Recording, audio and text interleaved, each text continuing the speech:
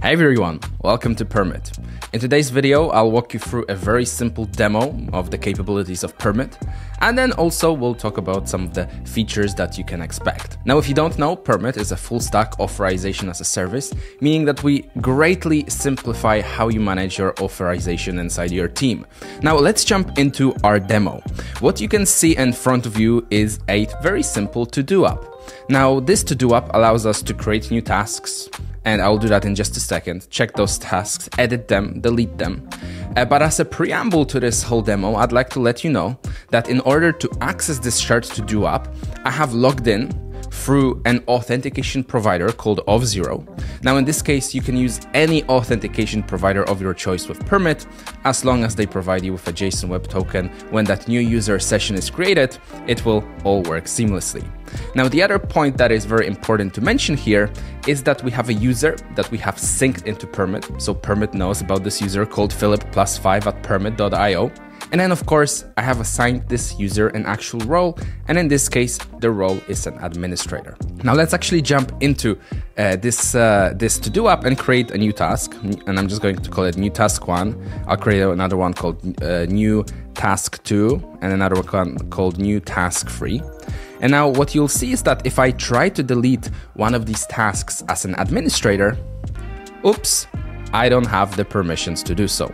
So let's go back into our call to fame, our Permit policy editor. And what you'll see is that we have a basic role here called an administrator. We've defined several resources and the actions that are bespoke to those resources of what a user can and cannot do on that specific resource. And as you can see that as an administrator, I don't have the permissions to delete a task.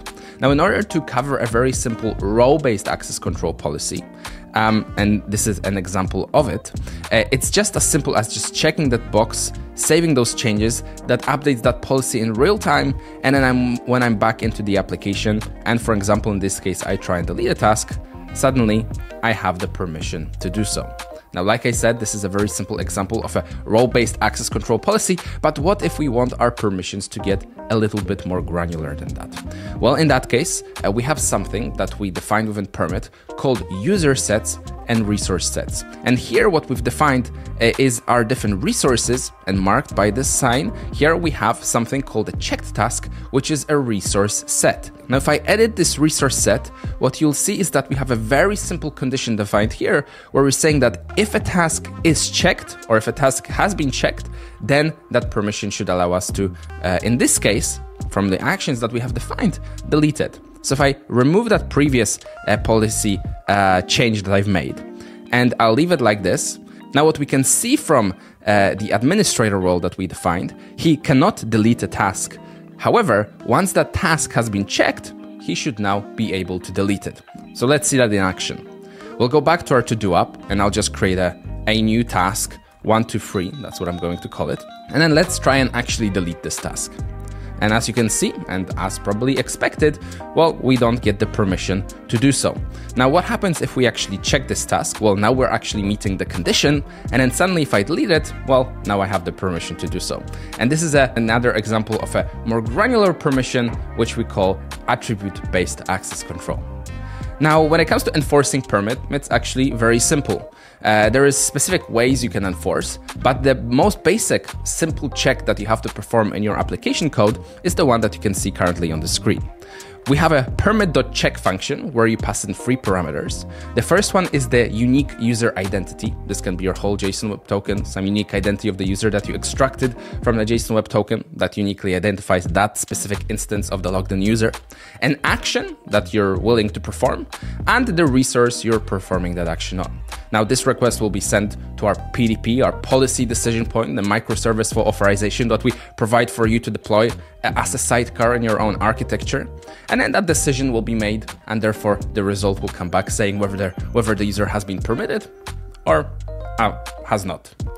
Now, if we actually go back into our Permit website, our Permit app, I think now the good part is to actually talk about the audit logs, because this is the log that we get when a decision has actually happened. Now, as you can see here, For every audit log that we get when it happened, which user performed a specific action on what resource, the tenant that user was part of, and the decision that has been made. Now let's assume that maybe you want to look at all the users that have been rejected and are denied and the permission hasn't gone through. And as you can see, we have this user, but we might want to have more information. So if we just click on this audit log, we actually get the whole decision log. And we get a human readable reason why this decision has not been permitted. So actually it gets very, very easy to backtrack who did what and why something happened, and then to be able to very quickly figure out what's going on. Now let's talk about some of the other features within Permit. Well, first of all, you have the whole user management, where you can assign different users different roles and look into their specific unique identity. You can manage different tenants that you have created, and each tenant is a silo of users and resources. And then of course we have this whole project hierarchy within Permit, where you start with your organization, then you have your different types of projects. Then each project has different types of environments that you can define, and you can create those environments on the fly. Everything within Permit and everything within the UI is fully API driven, and you can have access to the whole API for managing everything dynamically.